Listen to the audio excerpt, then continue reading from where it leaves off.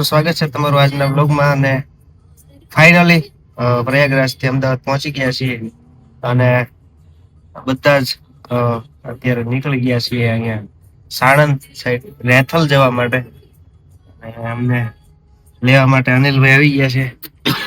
જોઈ શકો છો અને કાનાભાઈ અમારા આવી ગયા છે. બધા ભેગા થઈ ગયા છે પાછા 2-3 વર્ષ બાદ. હા, ઓક્ટોબર ની કથા કરી હતી આપણે બપોર પછી પાછા ભેગા થઈ ગયા છીએ. તો જઈએ છીએ રેથલ. બ્લોગમાં બની રહીશું.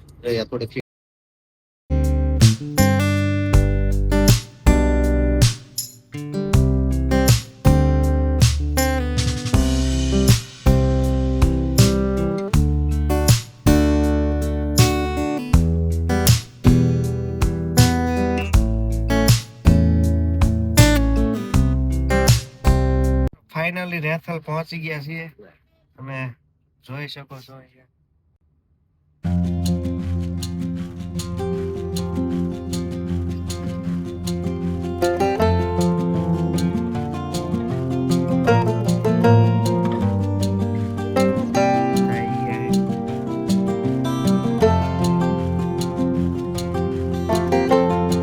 રેથલ પહોંચી ગયા છીએ. તો આમ જો બધા સામૈયા કરવા માટે આવી ગયા છે. આ બધા તો જોઈ શકો છો.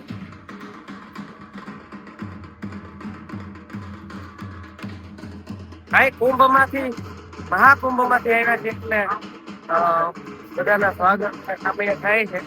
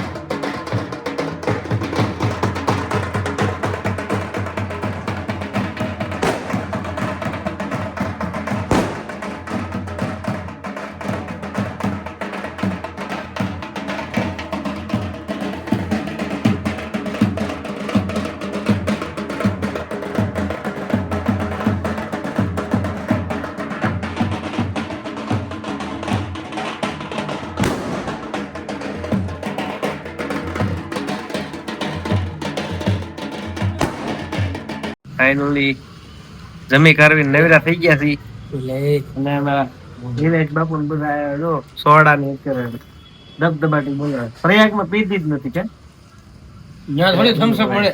ત્યાં પીવાય નહીં ને ભાઈ સાઈડમાં.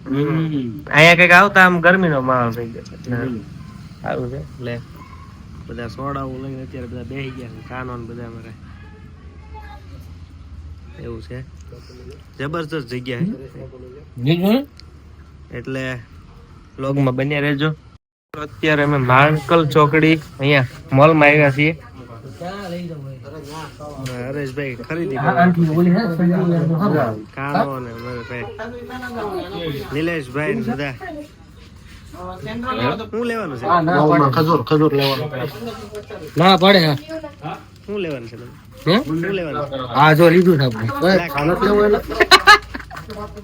મેગી લેવી છે મેગી હમ તો એક જ લઈ નહીં, લે. નહીં. હજી એકાદ લઈ.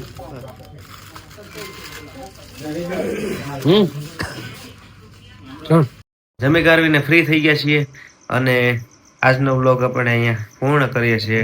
આજે વહેલા સુઈ જવું છે તો વિડીયોને લાઈક કરજો, ચેનલ સબસ્ક્રાઈબ કરજો અને ખૂબ શેર કરજો, બને એટલો સપોર્ટ કરજો. એ સાથે જય સિયારામ, હર મહાદેવ, જય માતાજી.